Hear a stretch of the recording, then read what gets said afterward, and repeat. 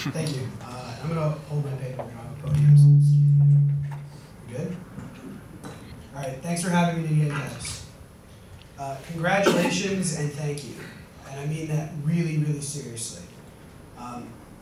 Entrepreneurs, program managers, especially here at Awesome Inc., investors, mentors, and supporters, seriously, thank you.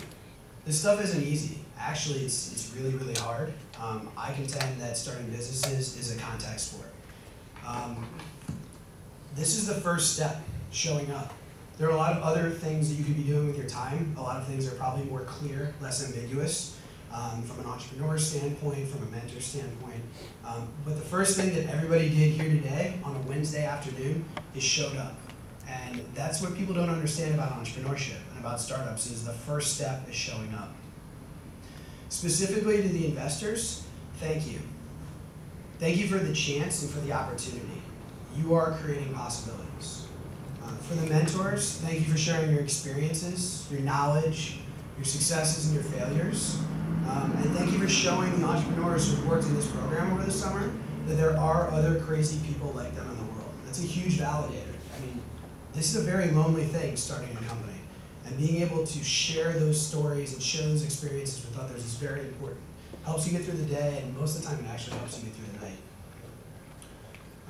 Starting a company is probably a combination of luck, passion, temporary insanity, and the whim of the gods.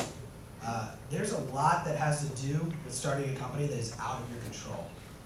I would say that, in my mind, accelerators exist to alleviate some of those conditions, to help to put things in perspective, to take care of things so that founders and entrepreneurs can focus on others. Accelerators are used to consolidate knowledge, consolidate mentors, consolidate capital, but most of all to accelerate communities. And I think that's one of the most important parts that I'll talk about in a little bit here. Accelerators provide another family. We've got a wristband on here that I'm sure a lot of you who are familiar with the program are familiar with. A lot of people here have them on. And I got to see just a little glimpse of the family that's formed here, probably not only through the accelerator program, but through all the other programs in the hallway before this. Accelerators do provide a family and probably some structure that's really needed. Awesome is still young. The accelerator industry is actually really young. So relatively speaking, Awesome's actually a newborn. Y Combinator is probably a toddler, like wobbling around on uncertain legs and falling down a lot, but at least they're standing. So even though Awesome is a newborn, they've done a lot so far. They've made a huge difference. Please look around you. I'm serious, don't keep staring at me. Look around you really quick. All right, so this is a Wednesday and you're here. Look at the events outside of the actual accelerator that the people here in this space are involved in. Look at how many lives have been touched, how many positions and perspectives have been changed, how many norms and standards have been challenged. And believe me, I can tell, and I know this because I've known these guys for a while, and like I said, I bump into them all around the country. Awesome is just getting started. Brad Feld, if you aren't familiar with him, is with the founder group. He's a board member at Startup Weekend with me, and has done a lot of thinking on the topic of entrepreneurial communities.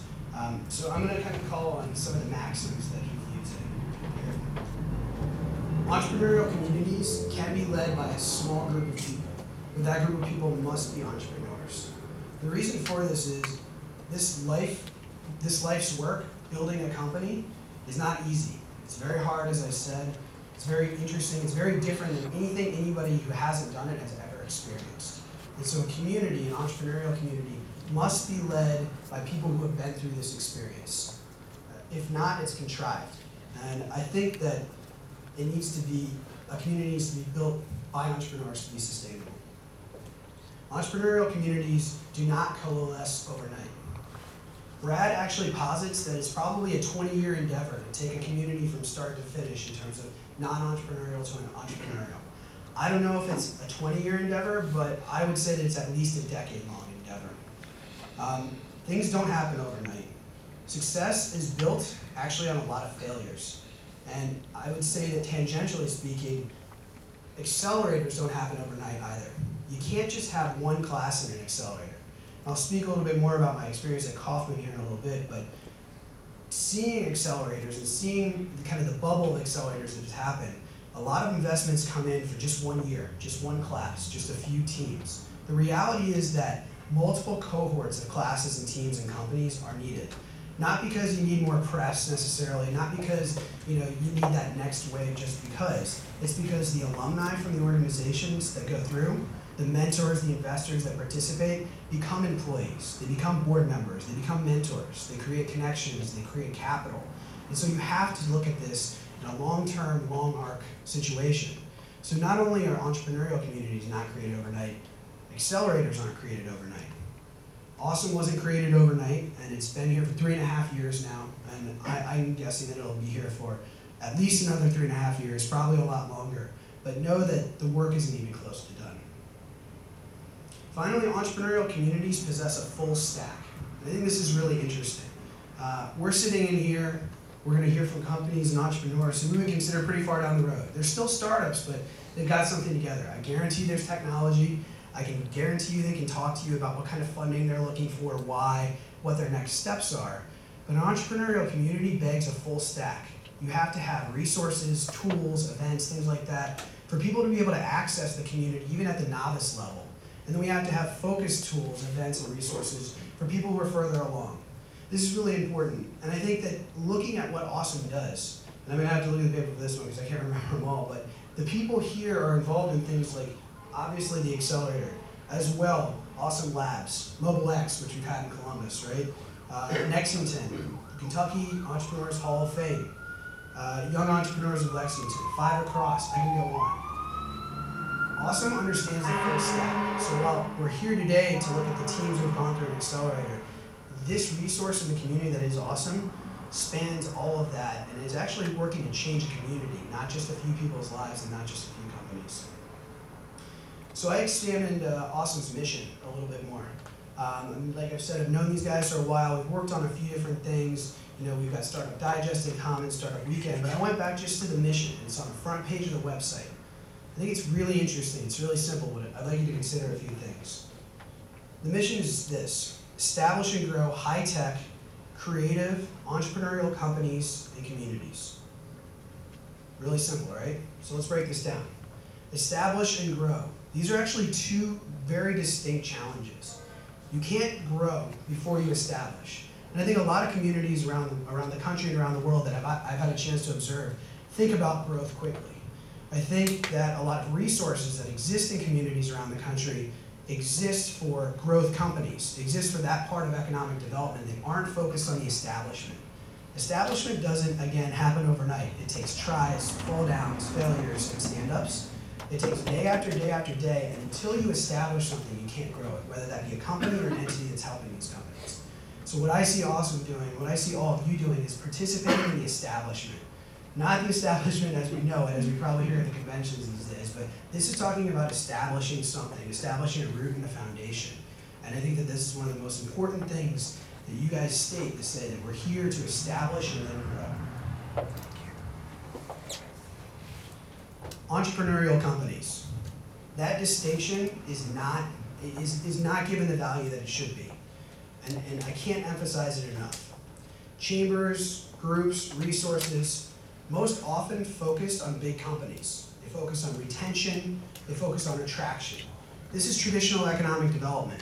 I'm not here to tear down traditional economic development. I know we have some friends in here who work in that space. But the reality is that startups matter. I can prove this to you, right? I spent time at the Kauffman Foundation.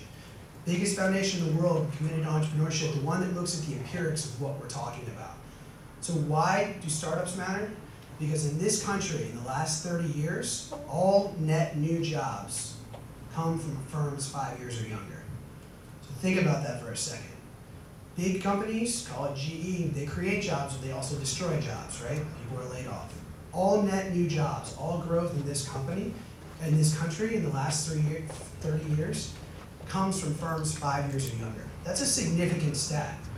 If we look at the times we're in and jobs and the economy, we want more jobs. Startups are what matter. We must focus on startups. We must encourage them and we must help them. Further, I would contend that startups are different. Startups are not big companies. Steve Blank, who's a professor at Stanford, well known in the entrepreneurship world, actually on the board of Startup Weekend as well, he posits that startups are a search engine.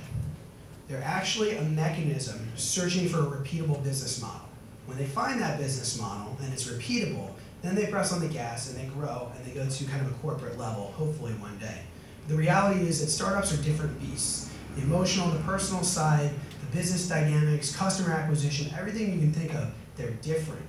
And if they're different, we have to know that we have to serve them differently. We have to know that the resources we have today aren't necessarily the resources that need to be in place to help these companies. I would contend that Awesome is the different resource in Lexington that's helping these companies. Finally, communities. As Nick said when he kind of kicked things off here, communities is what I focused on.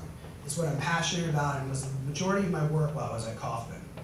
This is the interesting, undervalued, and little understood component that I believe is the most important.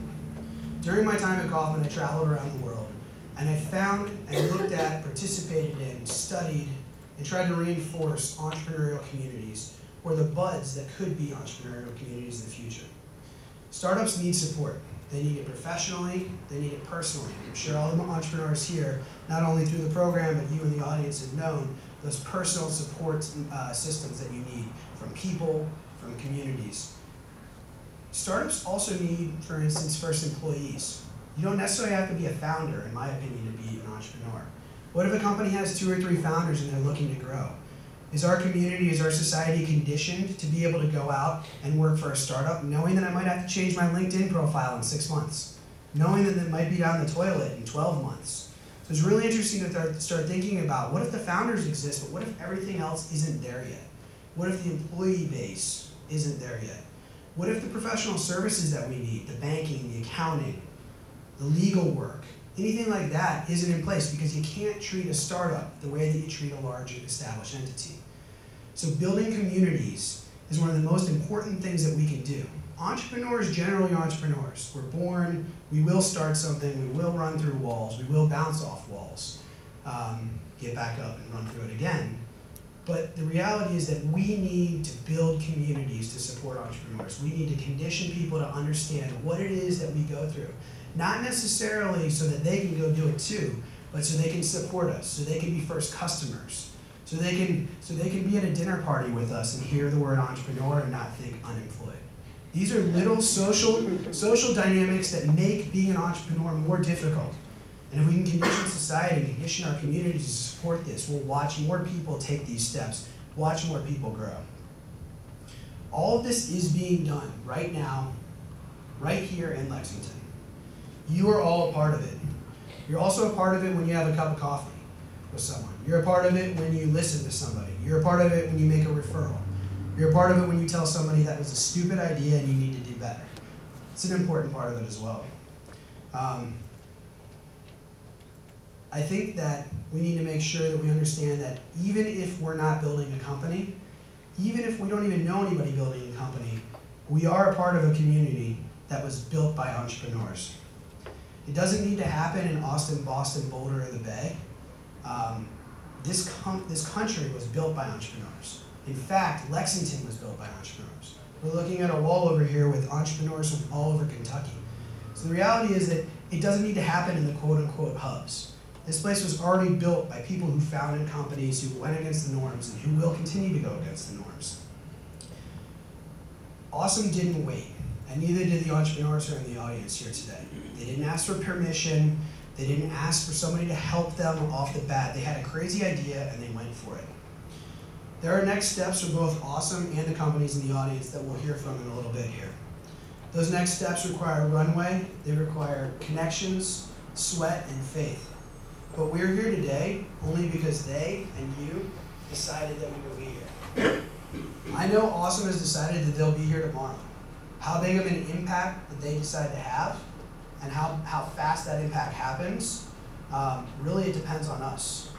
It depends on the community that they exist every single day to serve. So thank you again for being here. Not to listen to me. This is a genuine thank you for being here. Thank you for showing up to come up here, get nervous and pitch. Thank you for showing up to listen and to hopefully make some connections and help these companies in the future. And thank you, founders, for taking a chance. Let's see this succeed, if for no other reason, because we decide that it will. Thank you.